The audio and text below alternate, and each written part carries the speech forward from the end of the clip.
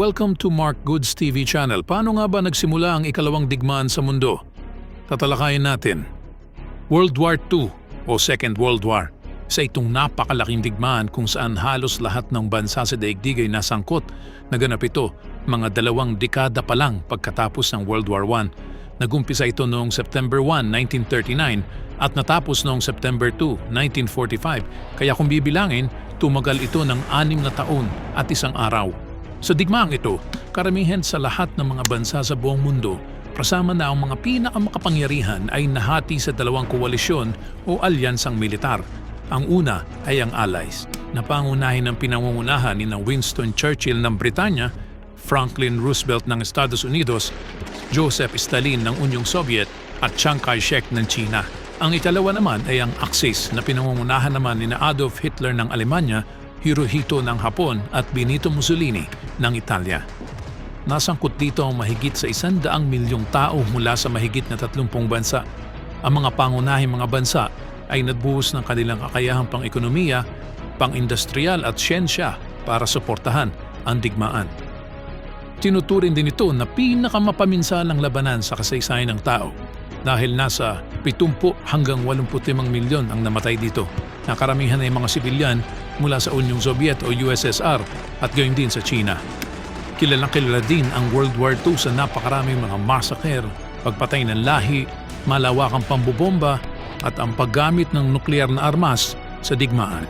Kaya talagang mahirap ilarawan ang lawak at saklaw ng digmaang ito. Ano ba nangyari? Bakit nga ba humantong sa ganito? Paano ba nagsimula ang digmaang Pandaigdig II? Mga bandang 1937, nilayan ng Japan na sakupin ang mga bansa sa Asya. Kaya noong mga panahon na iyon, sila ay nasa gitna ng pakikipagdigma laban sa China. Ito yung mga mararahas na tensyon sa bahagi ng Asya. Pero hindi ito ang itinuturing na umpisa ng World War II. Samantala, sa Europa, noong unang mga buwan ng 1939, ang diktador na si Adolf Hitler ng Germany ay naging determinadong sakupin ang Poland. Sa mga pagkakataong iyon ay may garantiya naman ang Poland na susuportahan sila ng France at Britanya sakaling lusubin nga ito ng Germany. Bago niya sakupin ang Poland, sinigurado muna niyang hindi makikigulo rito ang Soviet Union. Kaya nagkaroon sila ng lihim na negosasyon na nagresulta sa tinatawag na German-Soviet Non-Aggression Pact. Pinirmahan ito sa Moscow noong August 23, 1939. Sa kasunduang ito, pumayag ang 2 panig na ang Poland ay hahatiin sa kanilang dalawa, 1/3 sa Germany at 2/3 sa USSR. Dahil sa kasunduang ito, nasigurado ni Adolf Hitler na hindi pipigil sa kanya ang Soviet Union o ang Britanya man sa pag-atake niya sa Poland. Kaya iniutos niya na umpisahan ang paglusob sa ika-26 ng Agosto. Yun nga lang, may kasunduan ng pagtutulungan na nagaganap sa pagitan ng Great Britain at Poland, kaya ay pinagpaliban muna niya ang paglusob ng ilang araw. At bagaman pinipigilan ng ibang makapangyarihang bansa sa gusto niyang gawin, hindi natinag si Adolf Hitler. Kaya naman noong August 31, 1939, iniutos niyang lusubin ng Poland kinabukasan. Gaya ng utos ni Hitler, sinakop ng Germany ang Poland noong September 1, 1939.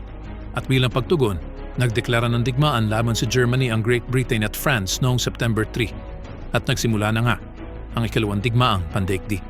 Noong September 17, lumusob din ang Soviet Union para sakupin ang Poland sa silangang bahagi nito. At dahil inaatake din siya ng Germany sa kanlurang bahagi, mabilis na natalo ang Poland. Gaya ng naunang kasunduan, naghati ang Germany at Soviet Union sa pagkontrol sa bansa. Sa kabilang panig naman, mainit din ang labanan sa karagatan sa pagitan ng Germany at Great Britain. Gamit ang mapaminsalang U-boat submarines, mahigit na 100 barko papuntang Britanya ang napalubog ng Germany sa unang 4 na buwan pa lang ng World War II.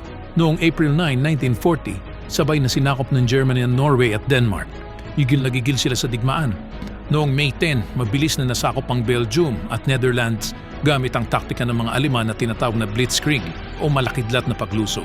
Makalipas ang 3 araw, nagulantang din ang mga sundalong Pranses nang lusubin nila ang France. Habang bumabagsak ang France sa kamay ng Germany, nakipag-alyansa naman si Benito Mussolini ng Italia kay Hitler noong June 10 at nagdeklara na rin ng pakikipagdigma ang Italy laban sa France at Britain. Matapos masakop ang France, itinuon naman ni Hitler ang kanyang pansin sa Britanya. Di gaya ng ibang kalaban ng Germany, ang Britanya ay nakahiwalay sa kontinente ng Europa sa pamamagitan ng dagat. Pinlano ni Hitler na tawirin ang dagat at lusubin ng Britanya. Tinawag itong Operation Sea Lion. At bilang umpisa ng operasyon na ito, Sinagawa niyang malawakang pambubomba sa Britanya noong tag-init ng 1940. Binomba nila ang London kapag gabi at ang iba pang mga importanteng lugar na nagresulta sa pagkamatay ng napakaraming mga sibilyan. Pero na maglaon, natalo ng Royal Air Force ng Britanya ang German Air Force sa tinaguriang Battle of Britain. Dahil dito, pinagpaliban ni Hitler ang Operation Sea Lion. Patinding pinsala ang naging epekto sa Britanya ng pambubomba ng Germany. Napakalaking halaga din ang naubos dahil sa pangdepensa. Pero dahil sa Lend-Lease Act ng Estados Unidos, nabigyan sila ng malaking tulong para suportahan ang digmaan. Sa unang mga buwan ng 1941, ang Hungary, Romania at Bulgaria ay sumapi na sa Axis. Nasakop na din ang mga tropang Aleman ng Yugoslavia at Gresya. Kaya noong June 22, 1941, iniutos ni Hitler ang pagsakop sa Soviet Union. Tinawag itong Operation Barbarossa. Dahil sa lakas ng militar ng Germany, may mga bahagi agad ng Soviet Union ang nasakop nila. Pero hindi rin ito nagtagal dahil sa pagpigil ng sundalong Soviet, gayon din dahil sa matinding taglamig. Sa labas naman ng Europa, tuloy-tuloy ang pananakop ng mga Hapones sa ilang bahagi ng Asya.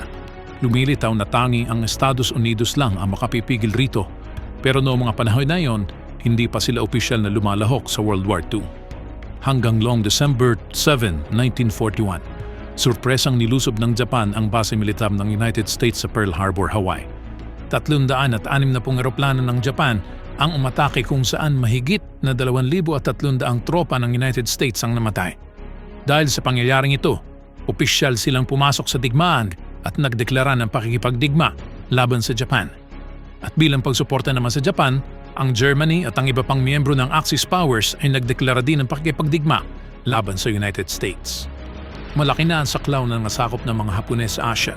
Pero pagdating sa Midway, natalo sila ng Estados Unidos. Simula noong August 1942 hanggang February 1943, sunod-sunod ang panalo ng mga Amerikano laban sa Hapones. Unti-unti nilang nabawi ang mga isla sa Pasipiko na napasa ilalim sa kontrol ng mga Hapones. Dahil sa mga tagumpay na ito, lumapit sila sa tungong nilang masakop ang mismong bansang Japan. Balik tayo sa Europa. Noong 1943, natalo ng Britanya at Estados Unidos ang tropa ng Italia at Alemanya sa North Africa. Sinundan ito ng paglusob nila sa Sicily at Italy kung saan napabagsak nila ang pamamahala ni Benito Mussolini noong July 1943. Tuloy pa rin ang bakbakan sa pagitan ng Soviet at Germany. At noong November 1942, naganap ang pinakamatinding sagupaan ng digmaan at isa sa pinakamadugo, ang Battle of Stalingrad. Dahil pa rin sa matinding taglamig at kakulangan sa pagkain at gamot, sumuko ang mga sundalong Aleman noong January 31, 1943, pagkatapos ng mahigit sa 5 buwang bakbakan. Noong June 6, 1944, inumpisahan ng Allies ang malawakang pagbawi sa Europa mula sa kamay ng mga Aleman. 156,000 ng mga sundalong British, Canadian at Amerikano ang dumaong sa baybayin ng Normandy, France, kaya ibinuhos ni Hitler ang lahat ng kapangyarihang militar sa bahaging ito ng kontinente.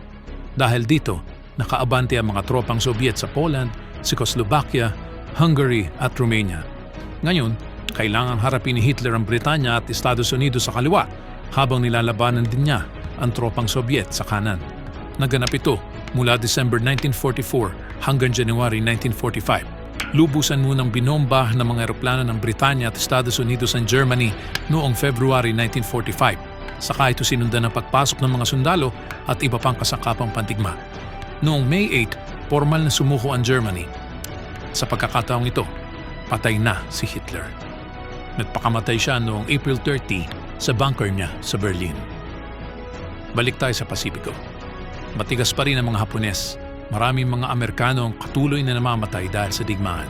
At dahil sa takot na mas maraming buhay pa ang mawawala kapag sinakop ng Estados Unidos ang bansang Hapon, pumayag si Presidente Harry Truman na gumamit ng bago at mapaminsalang armas, ang bomba atomika.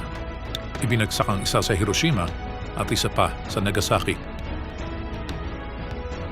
At noon ngang September 2, 1945, formal na sumuko ang Japan kay US General Douglas MacArthur sakay ng barkong USS Missouri. At dito nagtapos ang pinakamapaminsala at pinakamadugong digmaan ng mga bansa sa kasaysayan.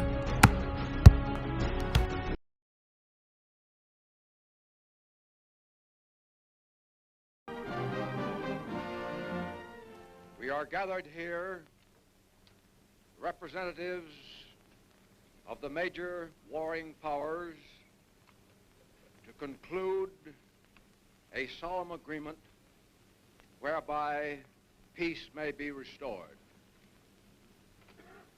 The issues involving divergent ideals and ideologies have been determined on the battlefields of the world, and hence are not for our discussion or debate. The terms and conditions upon which surrender of the Japanese imperial forces is here to be given and accepted are contained in the instrument of surrender now before you. As Supreme Commander for the Allied Powers, I announce it my firm purpose, in the tradition of the countries I represent, to proceed in the discharge of my responsibilities with justice and tolerance, while taking all necessary dispositions to ensure that the terms of surrender are fully, promptly, and faithfully complied with. I now invite the representatives of the Emperor of Japan and the Japanese government and the Japanese Imperial General Headquarters to sign the instrument of surrender at the places indicated. Mr. Shigemitsu comes to the surrender table. These dramatic first pictures were made by newsreel war correspondents and Army and Navy cameramen and were specially flown back from Tokyo. The time is 9:05 a.m. The Japanese have been on board exactly 10 minutes.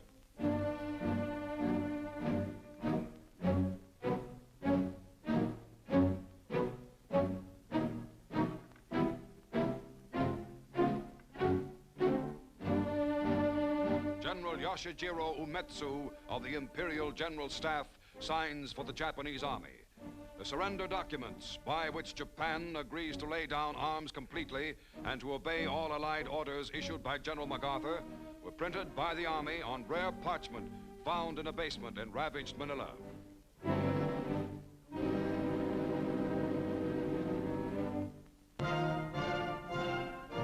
General MacArthur signs as Supreme Allied Commander. The first pen used is presented to General Wainwright of Corregidor.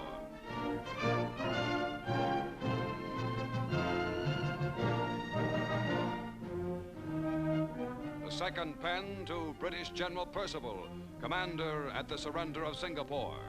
MacArthur uses 6 pens in all, affixing what will be the most important signature in Japan to the document that ends permanently that nation's regime of terror and aggression.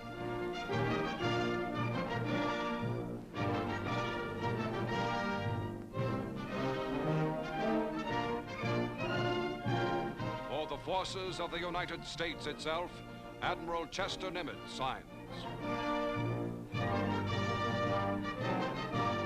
Behind Nimitz are the Third Fleet's Admiral Halsey and Admiral Sherman, famed amphibious commander.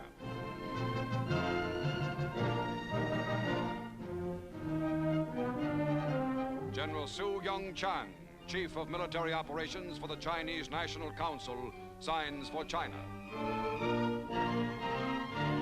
Admiral Sir Bruce Fraser, Commander of the British Pacific Fleet for the United Kingdom.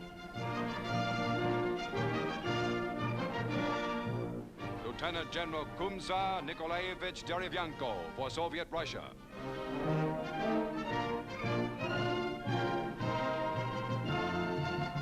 General Sir Thomas Blamey for Australia. Colonel Lawrence Moore Cosgrave for Canada. General Jacques Leclerc, hero of Africa and Paris, for France.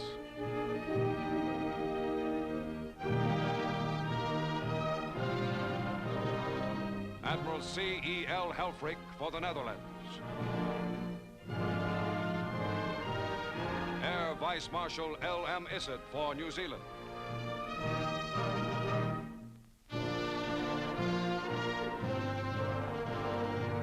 Concluding the brief history-making ceremony, General MacArthur expresses a wish.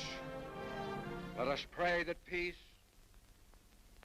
be now restored to the world and that God will preserve it always. These proceedings are closed.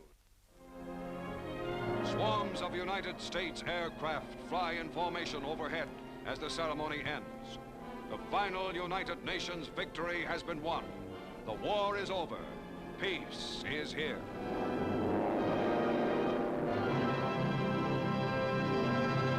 Salamat sa panunood at sana nagustuhan nyo.